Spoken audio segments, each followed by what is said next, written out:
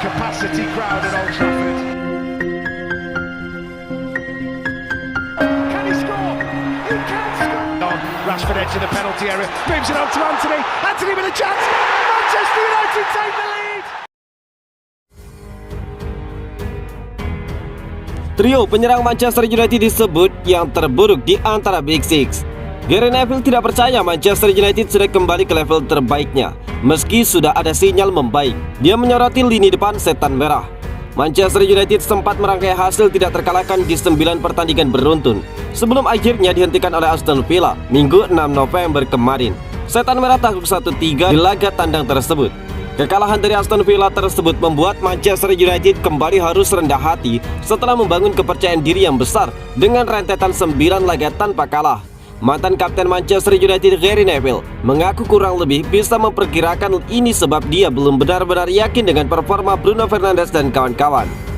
Meski sudah menunjukkan peningkatan performa, United masih jauh dari level tim seperti Manchester City, sehingga ide bahwa rangkaian hasil bagus lalu merupakan tanda Manchester United kembali ke level terbaiknya masih sebatas ilusi. Salah satu yang butuh perbaikan signifikan menurut Gary Neville adalah lini depan. Trio penyerang utama Manchester United yakni Marcus Rashford, Anthony Martial, dan juga Sancho, dengan Cristiano Ronaldo, Anthony, dan juga Anthony Elanga sebagai opsi masih belum cukup untuk menggendong tim tersebut. Dia membandingkannya dengan klub Big Six lainnya seperti Tottenham Hotspur, Liverpool, Arsenal, hingga Chelsea. Sebagai catatan, Manchester United musim ini baru mencetak 18 gol. Mereka kalah tajam dari 10 tim termasuk selevel Fulham, Leicester City, Brighton, dan juga Brentford, lalu Leeds. Trio penyerang Manchester United itu paling lemah di antara tim top Big Six. Jika dipikir-pikir Kulusevski, Kane, dan Son, United akan menginginkan 3 penyerang itu, ujar Gary Neville dalam Sky Sport. Arsenal punya Saka, Jesus, Martinelli. Liverpool punya Nunes, Diaz, Jota, Salah, dan juga Firmino. Anda pasti akan memilih 3 dari deretan pemain tersebut daripada yang dipunyai United. Anda bahkan akan mengambil trio Chelsea.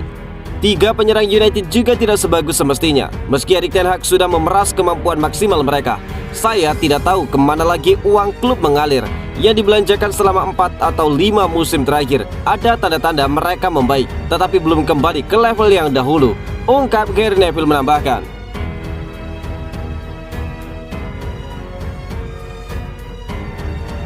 Barcelona versus Manchester United adalah soal ironi Frenkie de Jong. Frenkie de Jong menolak pinangan dari Manchester United, salah satunya karena United hanya mentas di Liga Eropa. Baginya bertahan di Barcelona lebih baik karena bermain di Liga Champions. Sungguh sebuah ironi setelahnya. Perjalanan Barcelona di Liga Champions tidak mulus. Saat pengundian grup, Barcelona tidak hoki karena harus tergabung dengan Bayern Munchen, Inter Milan, dan juga Victoria Pleasant.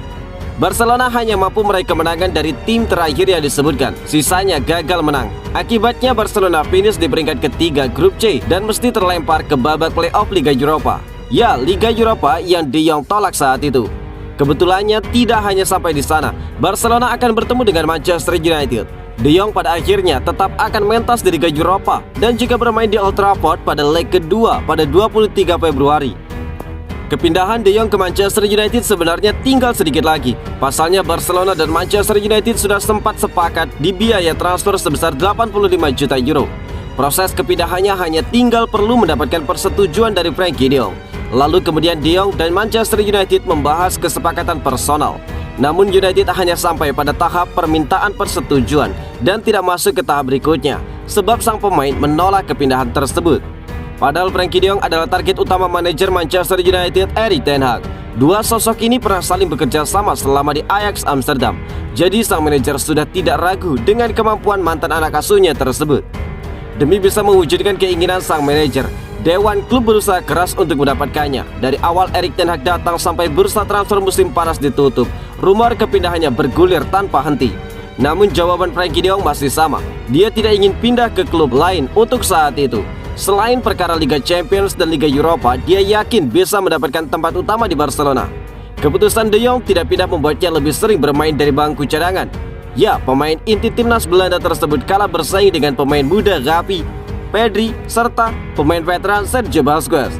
Pedri menjadi gelandang Barcelona dengan menit bermain terbanyak, mencapai 1.344 menit. Gavi di bawahnya dengan 1.118 menit. Kemudian Busquets dengan total 1.112 menit. Sementara itu Frenkie de Jong hanya bermain selama 1043 menit. Frenkie de Jong mencatatkan 6 laga sebagai pemain pengganti dari total 16 laga yang sudah dia mainkan di seluruh ajang musim ini. Gary Neville ungkapkan Erik ten Hag butuh waktu 3 tahun untuk bangkitkan Manchester United. Legenda Manchester United Gary Neville mengaku bahwa Erik ten Hag mulai menunjukkan kinerja bagus sejak menangani skuad Red Devils. Namun untuk membawa kembali ke puncak Liga Inggris, Gary Neville mengklaim sang manajer membutuhkan waktu sekitar 3 tahun lagi. Erik ten Hag ditunjuk sebagai manajer United pada musim panas tahun ini. Pria asal Belanda tersebut memiliki tugas yang sangat berat, yakni membangun ulang skuad United dan memastikan timnya bisa kembali menjadi penantang gelar juara. Harus diakui bahwa sejak ditangani oleh Erik ten Hag, penampilan Manchester United mulai membaik. Mereka mulai menunjukkan permainan menyerang yang atraktif, namun sang manajer belum bisa membenahi kekurangan terbesar United, yakni konsistensi. Gary Neville sendiri mengakui bahwa ten Hag telah menunjukkan kinerja yang sangat bagus. Dia membutuhkan waktu 2 hingga 3 tahun lagi atau beberapa jendela transfer untuk menunjukkan kinerja terbaiknya. Sudah ada tanda-tanda peningkatan kinerja tim, tetapi mereka belum bisa dikatakan telah kembali ke seperti Manchester United yang dulu, ujar Gary Neville kepada Sky Sport. Comeback berarti Anda bisa menjadi penantang juara di puncak, dan itu terjadi saat ada beberapa tim juga menunjukkan kinerja fantastis. Saat ini itu tidak terjadi, tambah Gary Neville.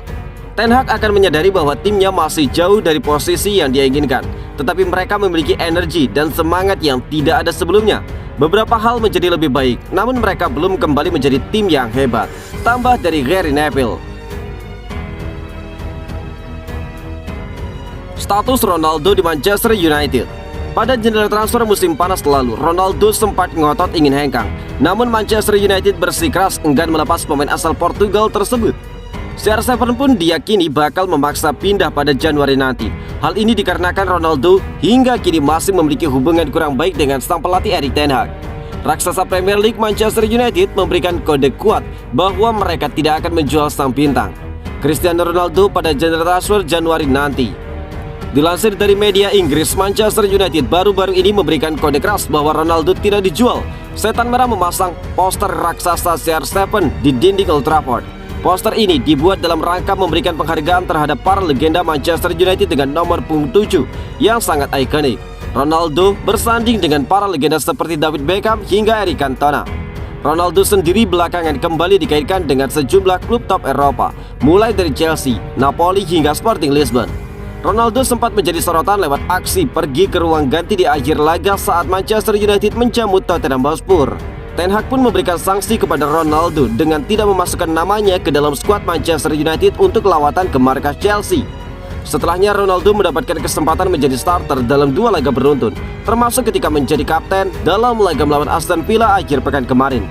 Bahkan saat laga melawan Aston Villa, Erik ten Hag memilih Ronaldo menjadi kapten Manchester United dan tetap menegaskan bahwa dia masih dalam rencananya. Tidak ada yang berubah ketika Anda menjadi kapten dan juga pemimpin. Anda harus memberi contoh. Itulah yang saya harapkan dari Cristiano Ronaldo hari ini. Dia adalah bagian penting dari skuad. Kami senang dengannya. Dan sekarang dia harus mengambil lebih banyak peran pemimpin, ungkap Erik ten Hag.